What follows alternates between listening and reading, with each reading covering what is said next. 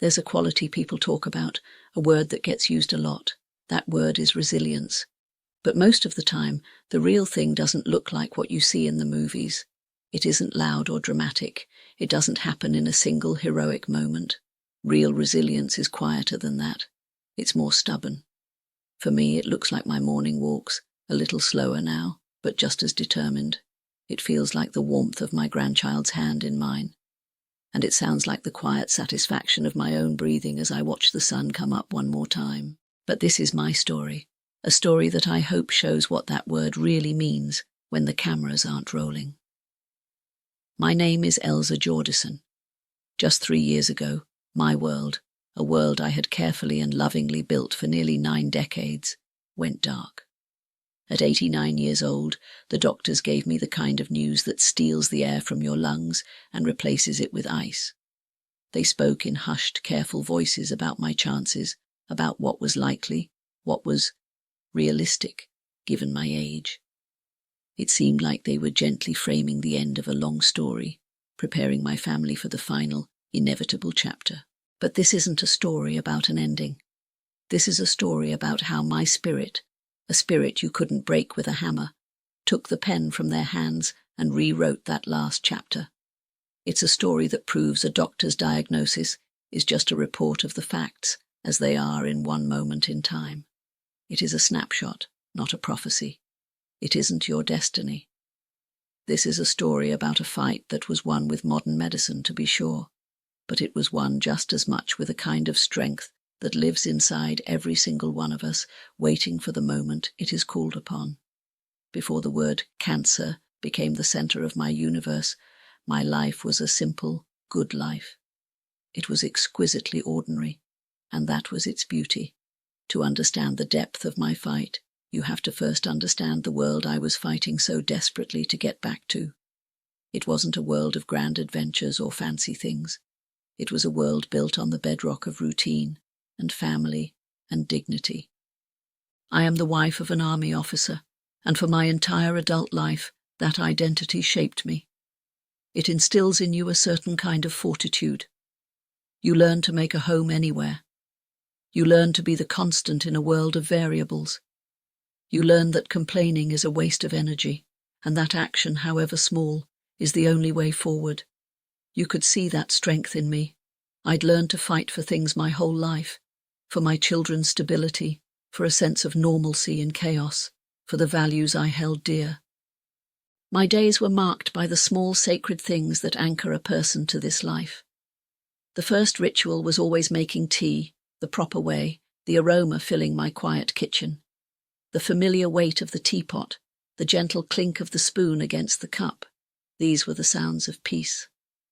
My house told the story of a life lived well, not a life of wealth, but a life of richness. Every surface held a photograph, a gallery of my heart, pictures of my children as gap-toothed kids, then as awkward teenagers, then as proud parents themselves. A life built not on grand headline-grabbing events, but on the steady, unshakable foundation of Sunday dinners, of being the person my family turned to for comfort, for advice, for that unconditional love that holds a family together like gravity. My joy wasn't a loud, boisterous thing. It was the quiet, swelling pride I felt watching my family grow, seeing the values of integrity and kindness I held dear take root in the next generation, and the one after that. One of my biggest, most powerful motivations was, on the surface, incredibly simple. I wanted to live to see my grandchildren get married. I wanted to see their happiness. I wanted to be there, sitting in the front row, watching them start their own families. It wasn't about me, it was about being a witness to their joy. That was the life I had built, a life of purpose and connection, a world of quiet, profound meaning, and that was the world that was suddenly hanging by a single terrifying thread, threatened by a single terrifying word. It started the way these things so often do, insidiously, a nagging problem that wouldn't go away, easily dismissed as a consequence of age. There was a persistent pain in my abdomen. There was cramping and other troubles I had to deal with every single day. It's the kind of thing you try to ignore, to push through. You tell yourself, I'm 89, aches and pains are part of the territory. But this felt different. It was an unwelcome guest that had moved into my body and refused to leave. Then came the procession of tests, the poking and prodding, the sterile waiting rooms, the hum of machines. And then, the worst part of all, the waiting, the silence, the hours stretching into days where your mind becomes a battleground for hope and fear. And then the phone call, the call that splits your life into two distinct, unequal parts, the before and the after. The doctor's voice on the other end of the line, calm and professional, but unable to hide the gravity of the words he was about to say. It's advanced adenocarcinoma of the rectum, a type of cancer. For me, at 89 years old, already managing the daily complexities of diabetes and hypertension, that diagnosis felt like a death sentence. It was a heavy, suffocating blow that knocked the wind out of me and left me gasping. Suddenly, you are no longer just Jasbir. You are a patient. You are a statistic. The conversations with the doctors were grim. They were kind, but their words were shrouded in caution. Given my age, given my other health issues, they worried about whether my body could handle any aggressive treatment. Surgery, they said, wasn't a good option. They talked about quality of life, about the odds, about managing symptoms, and the unspoken message hung thick and heavy in the air. At 89, this was a battle too hard to fight. The road ahead was short and filled with decline. The future, which just weeks before had been filled with the promise of weddings and more family dinners, now looked mighty uncertain, like a fog had rolled in, obscuring everything. In those first weeks, fear takes hold. It's a primal thing. It's not a thought you can dismiss. It's a physical presence. It's the fear of the pain, of course, but it's also the fear of being a burden on the family you have spent your life protecting. The fear of losing the independence you've guarded so fiercely your whole life. The world you know, the world you control, starts to shrink. Your home becomes a hospital room. Your choices are replaced by a regimen of pills and appointments. You can't just decide to stop being scared any more than you can decide to stop bleeding. It doesn't work like that. Anxiety isn't a sign of weakness. It's a real, terrifying, and relentless adversary. And I was staring right into its eyes. Down in that dark valley of fear and uncertainty, something began to stir. It wasn't a thunderclap. It wasn't one big, dramatic moment of defiance. It was a slow, quiet turning of the tide, like a single candle being lit in a vast, dark room. This is the heart of my story. This is the moment where my own mind, my own history, became the best medicine I had. The turning point came when I made a conscious decision. It was a quiet declaration made in the middle of a sleepless night. I had lived 89 years on my own terms, through war and peace, through joy and sorrow, and I was not going to let this disease, this intruder in my body, be the one to write the final sentence of my life. I knew, with a clarity that cut through the fear, that I couldn't control the cancer itself. That was out of my hands, but I could control how I responded to it, and in that, I found my power again. Being an army wife, I knew how to face an enemy. You don't cower. You don't surrender. You gather your intelligence, you make a plan, and you execute it with discipline. And I decided to fight this disease head on. I started small. I changed my perspective. Instead of seeing the grueling treatment plan as a punishment my body had to endure, I began to see it as my battle plan. Each appointment, each procedure, was a strategic strike against the enemy. The doctors had decided against surgery, deeming it too risky for a woman of my age.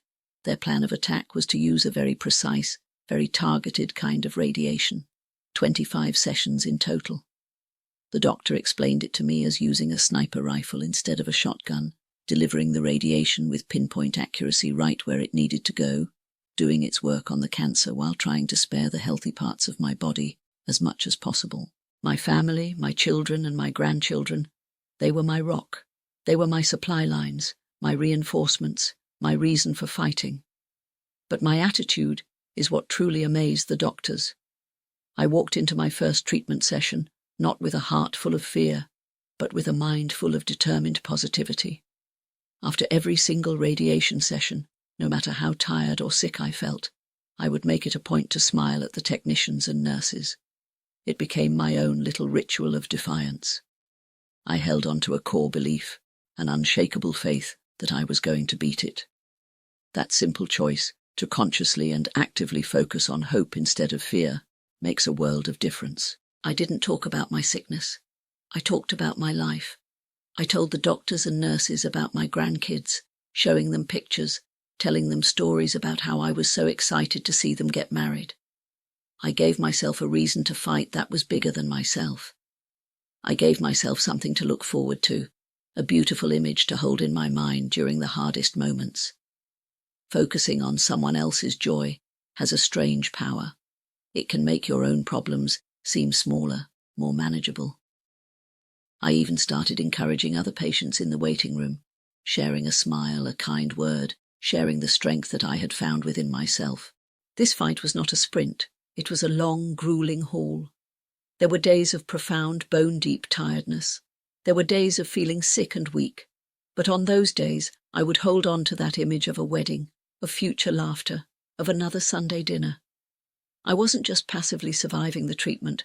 I was actively participating in my own healing with a spirit that refused to be broken.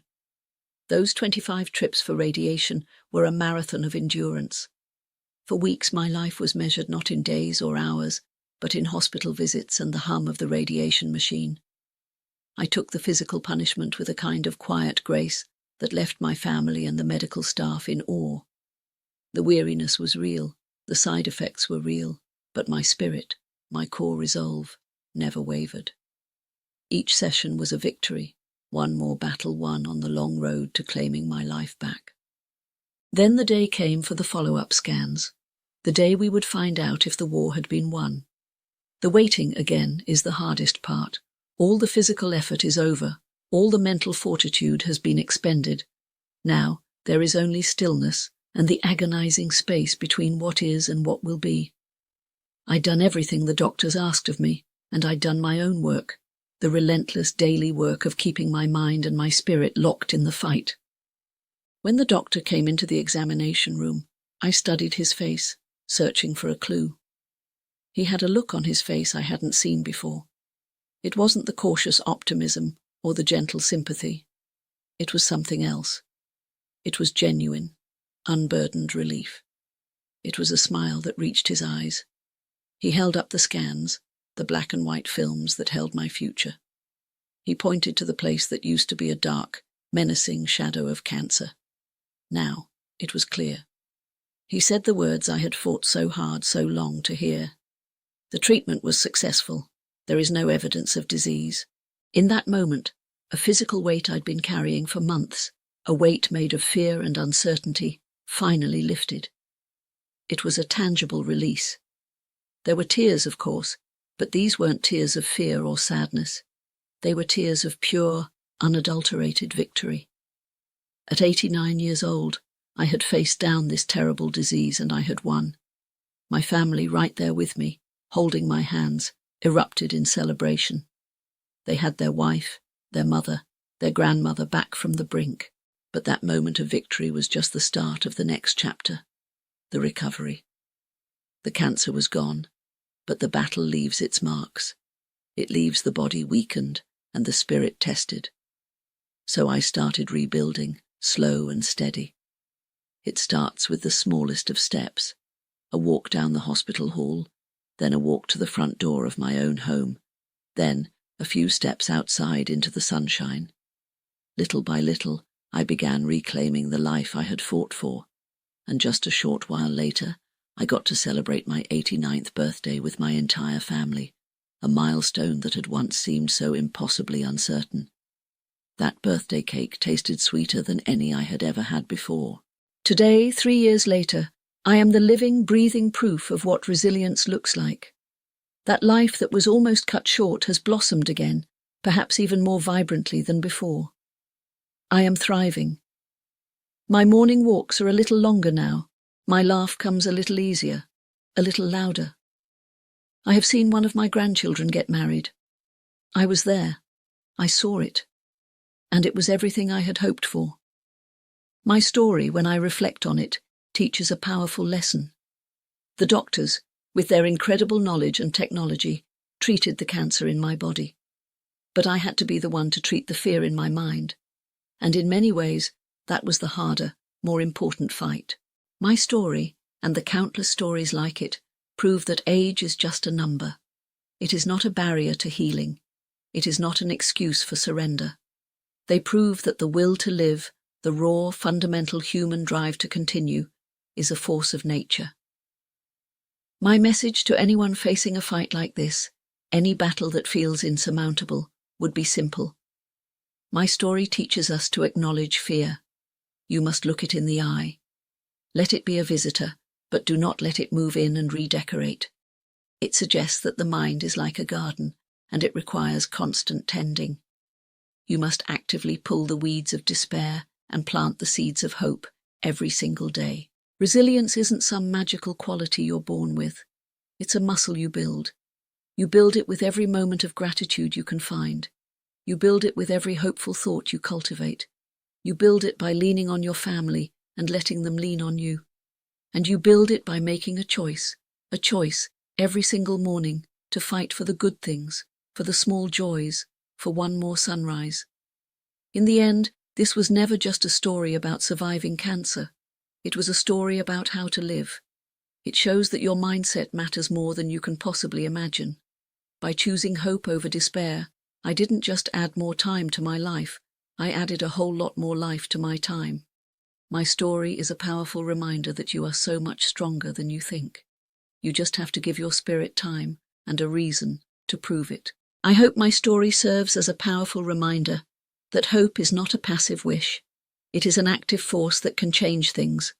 If my story of courage and determination meant something to you, maybe you could share this video. You never ever know who in your life might need to hear that there's a well of strength inside them that they haven't found yet. And if you want to hear more stories about the incredible strength people have inside them, the kind of strength that changes lives, go ahead and subscribe to the channel. And finally, what's one thing, just one small thing, that you're grateful for today? Put it in the comments below. Let's fill this place up with some good things, a collection of our own small hopes. My story shows that emotional strength is just as real, just as tangible, and just as important as physical strength. It shows that courage doesn't have an age limit, and hope doesn't have an expiration date. My journey from a dark and terrifying diagnosis to a bright new beginning proves a simple, profound truth. Our mindset is our most powerful tool. By choosing hope over fear and connection over being alone, I won my fight. My story is meant to be a light, proving that even when things get dark, the human spirit has a deep, seemingly bottomless well of strength to fight, to heal, and to live.